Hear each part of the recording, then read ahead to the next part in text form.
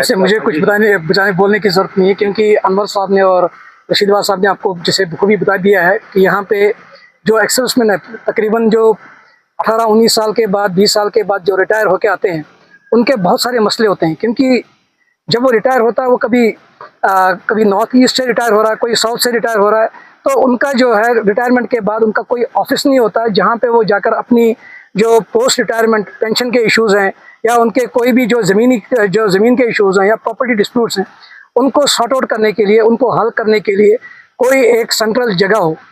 हर एक डिस्ट्रिक्ट के अंदर हमारे यहाँ पे क्या है कि ज़िला सैनिक वेलफेयर ऑफिस होता है। बदकिस्मती से, जैसे अनवर साहब ने भी बताया, रशीदवार साहब ने भी बताया कि पिछले 42 साल से हम यहाँ पे ज़मीन ढूंढ रहे थे कि कहीं हमको कोई ज़मीन का टुकड़ा मिल जाए ताकि हम अपना भी एक ऑफिस बनाएं।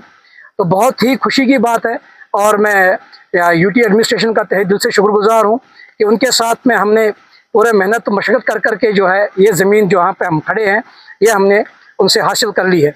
और बहुत ही जल्द यहाँ पे कंस्ट्रक्शन होगा, ताकि जितने भी जो यहाँ पे एक्स-सर्विसमैन हैं, जो बारामूला के जो डिस्ट्रिक्ट के हैं, यहाँ तक कि बांडीपुर डिस्ट्रिक्ट के भी हैं, उनके जितने भी जो मसले हैं यहाँ पे एक सेंट्रल जगह पे वो यहाँ पे आएंगे और उनके जो मसलात का जो है हल होगा। तो इसके लिए जो है मैं अगेन अपना यूटी एडमिनिस्ट्रेशन का बहुत बहुत शुक्रगुजार हूँ। जय हिंद।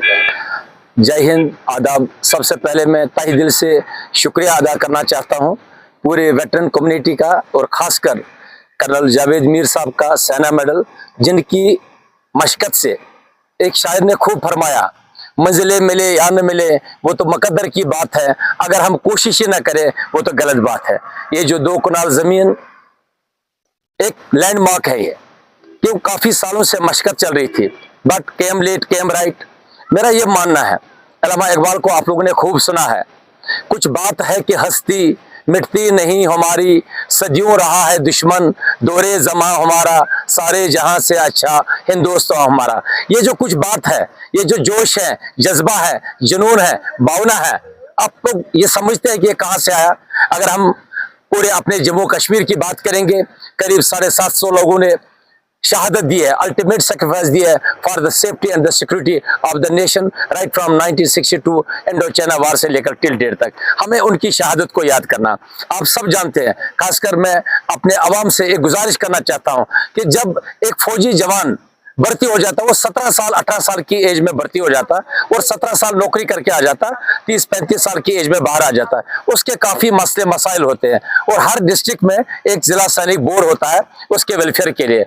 बदकिस्मती से कई हालात कुछ ऐसे थे, हमें यहाँ लैंड नहीं मिली, आज बाज़ाब्ता जो गवर्नमेंट ने लैंड अलाट की, और आने वाले टाइम पर जो हमारे सबकी मिलकर कोशिश होगी, यहाँ एक डेडिकेटेड इंटीग्रेटेड जो कम्प्लेक्स बनेगा, सैनिक कम्प्लेक्स बनेगा, जिसमें जो इश्यूज होते हैं एक्स-सर्विसमैन के, जो उनके डे टू डे कुछ प्रॉब्लम्स होती, उनको एड्रेस किया जाएगा। मैं इस वक्त यही कहूँगा आपको कि हम तकरीबन 42 ईयर से इसके लिए कोशिश कर रहे थे कि भी हमें कहीं पर लैंड मिल जाए, जबकि ये बारामूला सबसे पुराना डिस्ट्रिक्ट है कश्मीर का। इसके बाद कुपवारा बना, फिर बांडीपुर बना, वहाँ उनको लैंड भी अलाट हो गए और उन्होंने वहाँ पर सैनिक ऑफिस भी बनाए थे, मगर बदकिस्मती से हमारे पास यहाँ पर लैंड नहीं था। With the efforts of our colonel Javed sahab और जो डिस्ट्रिक्ट एडमिनिस्ट्रेशन है, हमारी ये मांग पूरी हो गई है। अब हमें उम्मीद है कि अब जल्दी से जल्दी यहाँ पर बिल्डिंग भी बन जाए, ताकि हम जो ये एक्स-सर्विसमैन के ऑफिस वगैरह वो और कोई प्रॉब्लम्स वगैरह रहेंगे वो अच्छी तरह से सॉल्व हो जाए, और कोई ठिकाना मिल जाए। हमारे पास कोई ठिकाना नहीं था, अब कोई ठिकाना मिल जाएगा। इसके लिए हम बहुत शुक्रिया डिस्ट्रिक्ट एडमिनिस्ट्रेशन का करते हैं। Thank you.